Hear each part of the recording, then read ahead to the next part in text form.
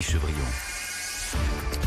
Notre invité, c'est Eric Boursoulers, directeur général de Solocal. Merci d'être avec nous, Eric Boursoulers. Vous me direz, vous avez publié ce matin vos chiffres, qui sont plutôt bons, en l'occurrence, même s'ils sont négatifs, mais il y a une perspective d'avenir en tous les cas. C'est comme ça que c'est interprété par les marchés, parce que votre titre a fortement progressé depuis ce matin. Solocal, en deux mots, aujourd'hui, c'est quoi ? Solocal propose des services digitaux aux entreprises, toutes les entreprises. Expert en solutions digitales. Ouais. Voilà, solutions digitales. En gros, on aide les entreprises à être plus visibles sur Internet. Être plus visible, c'est avoir potentiellement plus de prospects, donc plus de clients. Donc on est un acteur qui est un catalyseur de croissance potentielle pour les entreprises, encore une fois, petites, moyennes ou grandes. On a aussi des très grandes entreprises qui nous font confiance sur ces sujets. Voilà, c'est ça. On a l'impression que c'était encore les pages jaunes, parce que mais c'est presque feu les pages jaunes, aujourd'hui, on peut le dire. Surtout, je crois que c'est là les derniers annuaires papier, c'est terminé à la fin de l'année. Oui, alors, je vais peut-être donner plus de clarté sur tout ça. Nous, effectivement, notre activité est à 92% digital aujourd'hui. Dans un an, 100% digital, et la vie des annuaires sera très très vite derrière nous.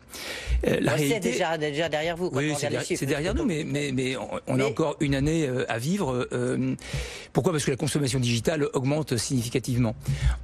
Néanmoins, donc, on propose des services digitaux, la présence digitale, être très visible, des sites internet. On est le premier constructeur de sites internet en Europe, avec une web factory qui est à Angoulême et qui emploie 300 personnes. Et puis, on est aussi très fort dans la publicité digitale. Sur la publicité digitale, on s'appuie sur des plateformes technologiques. En particulier Page Jaune, mais pas que Page Jaune. On a aussi des partenariats avec des grands acteurs comme Google, Facebook. Ah bah vous, donc quand on parle, vous les avez tous. Oui. Voilà, donc je me permets de vous reprendre quand vous dites feu Page Jaune. Non, Page Jaune va très bien. Page Jaune, c'est 19% de croissance en termes d'audience, en termes de trafic sur le dernier trimestre.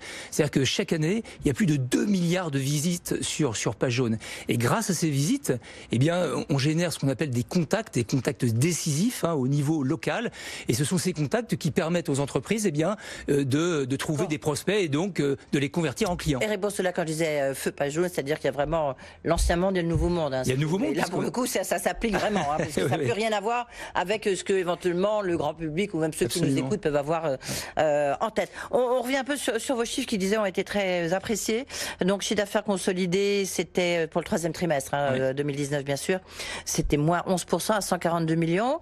Chiffre d'affaires digital, donc on voit bien l'importance parce que c'est 129 millions, c'est moins 7,5%, mais il y a des signes quand même très encourageants sur les ventes justement digitales. Oui, il y a de nombreux points de satisfaction en fait dans ces résultats du troisième trimestre, et vous avez raison de dire que ce sont des signes avant-coureurs d'une croissance de demain. Pourquoi ? Parce qu'en fait, et c'est la raison pour laquelle on a donné depuis un certain temps maintenant cette information sur l'indicateur de vente. Les ventes numériques. De vente, ce sont les prises de commande de tous les jours. Et ces prises de commande, elles se traduisent petit à petit dans un chiffre d'affaires, puisqu'en fait, le chiffre d'affaires se réalise en fonction de la réalisation du service digital.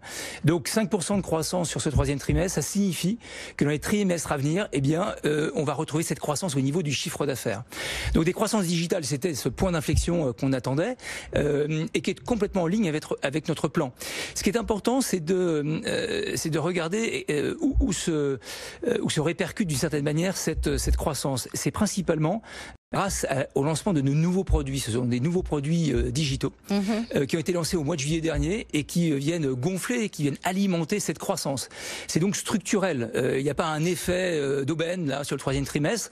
Il y a une inflexion, un moment pivot pour l'entreprise, des nouveaux services qui représentent 60-70% de l'activité et qui petit à petit vont être développés et déployés sur tous les segments de clients.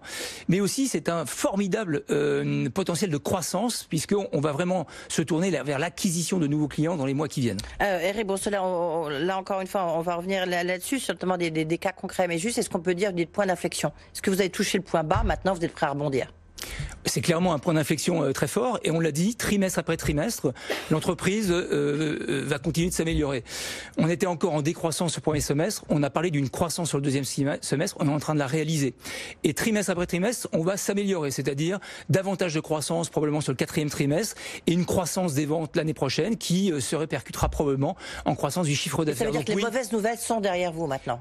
Et même à la limite, la croissance du chiffre d'affaires négative, c'est la dernière fois qu'on le voit. On va continuer de s'améliorer sur les trimestres trimestres qui viennent, grâce encore une fois, aux produits digitaux que nous annonçons et que nous proposons sur le marché, mais également grâce au changement de business model. Notre modèle économique a complètement été transformé, puisqu'aujourd'hui, nos produits sont proposés en mode abonnement avec reconduction automatique, ce qui signifie que nos clients nous font beaucoup plus confiance, puisque 80% des nouveaux produits aujourd'hui, ou plutôt 80% des clients ont migré vers ces nouveaux produits. L'autre point, c'est que un abonnement avec reconduction automatique, ça signifie des revenus récurrents, ce qui signifie plus de visibilité sur le chiffre d'affaires. Donc ça, c'est aussi un point de satisfaction très très important. La productivité commerciale. Et la productivité commerciale, elle a bondi. Elle a bondi de 40%, ce qui veut dire que aujourd'hui, grâce à ces nouveaux produits, la formation de nos équipes commerciales, des nouveaux outils plus interactifs, plus simples, mais également un management qui est capable de mobiliser les équipes, eh bien, on délivre une productivité, ce qui veut dire une efficacité commerciale comme jamais l'entreprise n'a pu connaître auparavant. On peut être un peu concret, Ribo Solaire, par exemple, qu'est-ce que vous avez fait? Vous avez signé différents accords.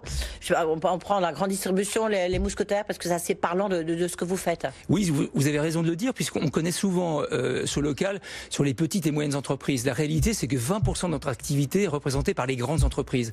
Que fait-on pour ces grandes entreprises? En fait, on les aide à piloter leurs activités digitales au niveau local, mais à partir du national, grâce à des plateformes technologiques qui permettent de manager, gérer des budgets et des investissements locaux, mais également la performance de ces investissements en services digitaux locaux, mais également d'assurer la bonne cohérence de leur marque au niveau local. Et ça, encore une fois, grâce à des plateformes qui sont uniques en France. Oui. Et c'est la raison pour laquelle Intermarché, Renault, Toyota, mais aussi, ou la monnaie Eurorépar, sont autant de clients qui nous font confiance parce qu'encore une fois, on va pouvoir les aider sur le local. En même temps, on voit bien que vous étiez plutôt sur les PME, enfin sur le local au départ. Là, vous allez vers les grandes entreprises. Ça veut dire que vous allez oublier, laisser tomber un peu les petites entreprises parce que c'est plus rentable, c'est sûr, de ce que vous faites sur de la grande distribution des grands groupes. Nous avons le potentiel de croissance sur tous les segments de marché. Donc on va continuer à faire de la croissance sur les toutes petites entreprises, y compris les auto-entrepreneurs, les moyennes entreprises, mais également les grandes entreprises. Donc c'est les booster sur les réseaux sociaux, sur Facebook, sur tous vos partenaires Google, etc. Alors c'est utiliser toutes nos plateformes technologiques, mais aussi nos plateformes médias. Donc on parlait de Page Jaune, mais aussi Mappy, Google, Facebook, sont autant de plateformes qui nous permettent de construire des produits. Ces produits sont des produits qui s'appellent Présence, qui s'appellent Booster, Booster Contact, Booster Réseau, et autres produits qui s'appellent Local Impact. Local Impact, laissez-moi vous donner un exemple. C'est la possibilité pour nos clients d'avoir plus de trafic au niveau du point de vente. Un exemple, c'est Toyota, pour lequel nous avons mené des campagnes sur 300 concessions et on a augmenté de 5% le trafic, c'est-à-dire beaucoup plus de clients pour Toyota. Grâce à nos plateformes technologiques, mais surtout, quelque chose qui est unique, c'est ce qu'on appelle la data locale. Nous avons une donnée qui nous permet de mieux connaître, de manière évidemment anonymisée, mieux connaître les consommateurs qui ont une forte intention d'achat. Ce que nous produisons, ce sont des contacts décisifs au niveau local. Et ça, par exemple, c'est une mission comme ça coûte combien? Par exemple, pour Toyota, là, sur booster leur concession? Ça coûte quelques milliers d'euros par concession. Donc, c'est des coûts extrêmement... Et je suis un auto-entrepreneur et je veux que vous me boostiez, ça coûte combien? Alors, ça dépend, encore une fois, de la localité, ça dépend de l'aspect concurrentiel. Non, mais c'est un ordre de grandeur, quoi. C'est juste intéressant pour ceux qui nous écoutent et ont envie de se lancer dans leur... Par concession, on a donc par point de vente, c'est quelques milliers d'euros, mais ça peut monter à quelques dizaines de milliers d'euros en fonction du plan que vous allez souhaiter et de l'ambition que vous souhaitez avoir en termes de nouveaux clients. Ouais. Transformation digitale totale, ça veut dire qu'il faut que vous changiez, et ce que vous avez fait, hein, vous avez quand même eu un plan social extrêmement lourd, vous changez complètement les hommes et les femmes qui travaillent pour ce local. Vous savez, notre ambition complètement digital. Ouais. Notre ambition, c'est un projet industriel, hein, c'est de devenir un grand acteur du digital en France. Français en France, mais aussi avec des perspectives internationales, c'est ce qu'on souhaite. C'est d'être aussi un acteur qui va dynamiser la vie locale. On est aussi un acteur qui peut aider à la revitalisation des territoires, lutter aussi contre les déserts, vous voyez, dans les villes. Enfin, oui. Mais fondamentalement, notre projet, c'est de créer un acteur très fort au niveau du digital. Est-ce que vous avez gagné, Éric Bourselet? Est-ce que vous considérez aujourd'hui, parce que on vous connaît bien ici, chez Microsoft, vous réussissez très bien, etc. Vous avez pris les rênes de ce local avec un engagement, je dirais, aussi un intéressement très fort. Donc c'est une logique entrepreneuriale que vous avez faite. Est-ce qu'aujourd'hui, vous pouvez nous dire que vous considérez que vous avez gagné votre pari? Vous savez, c'est plusieurs étapes. Donc clairement, oui. si prenez l'analogie du Tour de France, il y a 22 ou 23 étapes. On est en train de passer les étapes. Effectivement, toutes les étapes qu'on passe, eh bien, on est plutôt gagnant. Mais ce qui est important, c'est de continuer étape par étape et de s'assurer qu'on va. Mais vous l'avez dit, et je le reprends, on a un point d'inflexion majeur. On est à une étape pivot pour l'entreprise. On est de retour à la croissance des ventes, qui est avant-coureur de la croissance sur le chiffre d'affaires. Donc oui, et on signe de nombreux clients aujourd'hui. Donc la confiance également au niveau du marché est extrêmement bonne et très très prometteuse. Croissance positive du chiffre d'affaires, ça sera quoi pour 2020 ? En tous les cas, c'est la perspective qu'on souhaiterait donner, mais on en reparlera dans quelques mois. Fin 2020 ou premier trimestre, deuxième trimestre, quelle échéance ? Ce qui est important pour nous, c'est de continuer à accélérer sur les ventes et ça se traduira par une croissance sur le chiffre d'affaires. C'est que vous répondiez à ma question.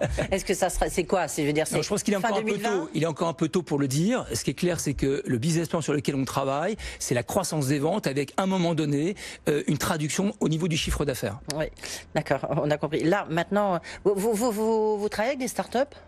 On travaille évidemment avec des startups. On travaille avec des startups qui sont à la fois des clients mais des partenaires. On a reconstruit cette entreprise aussi comme une plateforme, comme une entreprise de plateforme technologique. C'est-à-dire on s'appuie sur des plateformes, nos plateformes. Vous travaillez avec Quant, vous travaillez avec Google, Facebook, vous travaillez avec Quant. Et nous avons des accords avec Quant, absolument, des accords au niveau de la cartographie, mais au niveau également de notre moteur de recherche, de notre moteur de recherche. Comme on travaille avec beaucoup d'acteurs, pourquoi ? Parce que sur les contenus des entreprises en France, 5 millions d'entreprises en France, les meilleurs contenus avec le maximum de détails, eh bien c'est ce local qui les détient. Et donc on met à disposition ces contenus avec différents acteurs et avec différents modèles en fonction des acteurs. Vous pensez quoi de la taxe GAFA ? D'abord, est-ce que vous allez être touché par cette taxe GAFA ? Enfin, pour l'instant, non. On n'est pas touché par cette taxe parce que d'abord... Vous avez utilisé vos plateformes, donc tout d'un coup, mon œil s'est allumé. Vous voyez, je me suis dit plateformes. Mais nous ne sommes pas touchés par cette taxe, tout simplement parce qu'on n'atteint pas les seuils qui ont été fixés. Ouais, 250 millions pour l'instant, oui. Mais à terme, vous pourriez être touché. Écoutez, d'abord, qui sait ce que va devenir cette taxe au niveau... Vous êtes à 142 millions. La taxe, elle a été introduite, votée au niveau français. Moi, ce que j'entends, c'est qu'il y a une discussion au niveau international. Et je pense que c'est le bon niveau de la discussion au niveau international. L'OCDE portera un certain nombre de recommandations par rapport à ça, et on verra. Elle est injuste ou elle est juste cette taxe à vos yeux ? L'ancienne Microsoft là qui a fait. Qu'est-ce que vous en pensez ? D'abord, nous, on paye nos impôts en France. Je crois qu'il est tout à fait normal de payer ses impôts là où on a une activité. Donc, je crois que ce qui est en train d'être discuté, c'est dans un nouveau monde. On est dans un nouveau monde. On est en train de réinventer complètement toutes les règles. Donc, réinventer ces règles sur la bonne fiscalité pour tout ce qui s'agit du digital, de l'internet. Je crois que c'est une bonne conversation, une bonne discussion, et on attend beaucoup effectivement des décisions de l'OCDE qui s'appliqueront à tous et au niveau mondial. En fait, pour vous, je reviens à ma question sur 2020, savoir les gros enjeux pour vous, ça va être quoi pour ce local ? Premier enjeu, c'est la croissance. C'est donc la croissance, mais c'est la croissance à la fois en termes de développement de notre parc de clients, c'est-à-dire vendre davantage de produits à nos clients. Et c'est bien parti puisque nos nouveaux produits rencontrent un succès au-delà d'ailleurs de ce qu'on attendait. On le voit d'ailleurs avec le taux de migration. Hein. Nos clients vont très très vite vers les nouveaux produits. Le deuxième point, c'est aussi accélérer l'acquisition de nouveaux clients. Je parlais de 5 millions d'entreprises potentielles. La réalité, c'est qu'il y a 2 millions d'entreprises qui sont prêtes à dépenser. Aujourd'hui, vous en avez dans le domaine du digital. On en a 400 000. Ouais. Donc, l'acquisition de nouveaux clients est un véritable enjeu pour nous l'année prochaine. Et c'est le développement de nouveaux et le déploiement de nouveaux produits. Nos nouveaux produits, c'est de nouveaux sites internet, également de manière omnicanale sur notre site solocal.com où on pourra acheter et développer son site internet soi-même. Donc, c'est un exemple. D'autres fonctionnalités vont être ajoutées comme la gestion des clients. Ce qui est difficile pour les PME aujourd'hui, c'est non seulement de développer ses clients, d'acquérir de nouveaux clients, mais c'est aussi gérer ses clients. On va leur apporter des moyens, des fonctionnalités qui permettront de le faire. Si je vous posais la question aussi, c'est de dire qu'on voit bien qu'il y a beaucoup d'entreprises en France, les chiffres de la BPI, mais d'autres montrent n'ont pas encore complètement intégré, même si ça va mieux, ces transformations digitales, et sont pas du tout au niveau, je dirais, de ces transformations, de ces enjeux, en tous les cas. Pour vous, c'est un défi, mais c'est en même temps un frein, en l'occurrence. Vous arrivez dans une boîte et vous dites, je voudrais développer votre site internet, le booster et tout, et qui vous dit, mais c'est quoi Google Je caricature un peu. C'est à la fois une opportunité pour ce local, mais une opportunité pour nos clients de se digitaliser, pour ce local d'accélérer sa croissance. Donc effectivement, le marché français dans le domaine du numérique, mais c'est pas vrai uniquement des petites entreprises, c'est vrai de l'ensemble du marché, a une opportunité, c'est d'accélérer accélérer considérablement sa digitalisation. C'est une opportunité sans aucun doute pour ce local, et c'est ce qui nous permet d'être confiants. Grâce à des nouveaux produits, grâce aussi aux plateformes technologiques qu'on développe, eh bien c'est de capturer cette opportunité pour doper notre croissance. Mais en même temps, vous avez un frein, c'est-à-dire que là, vous restez au niveau français, forcément. Est-ce que vous espérez qu'un jour, on aura peut-être une réglementation européenne? C'est un des grands défis, en tous les cas, réglementation européenne au niveau du net et d'Internet. Écoutez, avant de parler de réglementation, moi je vois le marché européen comme une opportunité également pour ce local. Oui, bien sûr, mais en même temps, on voit bien qu'il y a des freins, parce qu'il y a des barrières... Écoutez, je vois beaucoup plus d'opportunités que de freins, encore une fois. Toutes les technologies dont on dispose, qu'on a développées, tous les produits qu'on met en œuvre aujourd'hui sont des produits qu'on peut commercialiser au niveau international. On s'est fixé un agenda et un calendrier qui est assez simple et séquentiel pour le coup, c'est de réussir notre pari en France. On est en train de le réussir, les résultats du troisième trimestre sont plus qu'encourageants. On va les confirmer sur le quatrième trimestre et l'année prochaine, et c'est sûr que dans l'année 2020, on se posera des questions de notre internationalisation, soit de manière organique, soit par croissance externe. En tous les cas, c'est la façon dont on voit les choses dans le temps. Donc pour vous, cette transformation digitale, elle est très très engagée, enfin, je veux dire, elle est très dynamique. Vous parlez du marché ou vous parlez de ce local? Bien sûr. Non, du marché en général, justement. Et puis avec ce local, vous avez déjà expliqué ce que vous voulez faire. Mais la croissance des marchés, c'est aussi une opportunité pour ce local et pour la croissance du marché de la publicité digitale, c'est plus 12% en France aujourd'hui. La croissance des sites internet, c'est plus 20%. La croissance de la présence digitale, c'est également plus 5 à 10%. Ce sont des marchés extrêmement dynamiques et qui peuvent encore se développer. En revanche, la France a ce rattrapage. On parle souvent du rattrapage en domaine du numérique, c'est vrai. Uniquement 10% des entreprises, des petites entreprises, sont aujourd'hui équipées de sites e-commerce, de sites marchands. Alors que c'est 2 ou 3 fois plus dans les pays anglo-saxons, dans les pays du nord de l'Europe. Donc vous voyez encore une fois l'opportunité de la digitalisation pour la France, qui d'une manière ou d'une autre se traduirait par une croissance du PIB. Et c'est vrai pour tous les acteurs du numérique, comme ce local. Oui. Eric Bourseler, en même temps, on voit bien que on voit la bataille féroce entre Publicis, Accenture, enfin, c'est des batailles de géants que se livrent actuellement ces entreprises sur le net.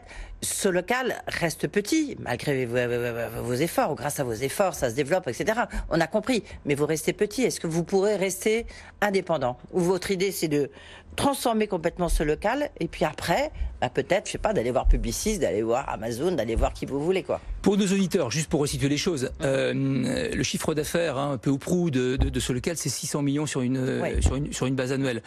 C'est pas très loin, c'est le 3e acteur du marketing digital en France. C'est le 3e acteur. Bah oui, derrière, si vous faites 142 millions et derrière Google et Facebook. Oui. Donc on est le 3e acteur. Donc on est un acteur qui est un acteur de poids sur le marché français. Comme je l'ai dit, on va continuer de croître et on souhaite se développer au niveau international.